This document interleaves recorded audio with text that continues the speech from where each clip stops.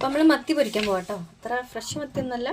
ഇതിലൊരു 3-4 അച്ചമ്മയ്ക്ക് ഈ രാത്രിക്ക് കറി വെക്കാൻ മാറ്റി വെക്കും. അച്ചമ്മയ്ക്ക് അയിലക്കറി കൂട്ടാൻ പറ്റില്ല. അപ്പോൾ മാറ്റി വെച്ച് ബാക്കി നമ്മൾ ഉപ്പ്, മുളക്, മഞ്ഞൾ, കുരുമുളക് ഇതിലേക്ക് ഇട്ടു. നമുക്ക് പെരട്ടാം.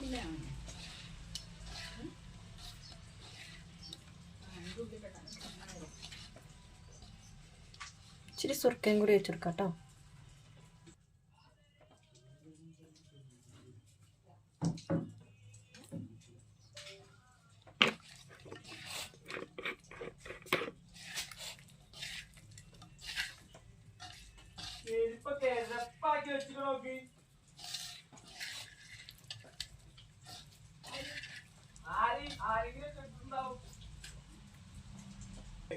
എന്ത്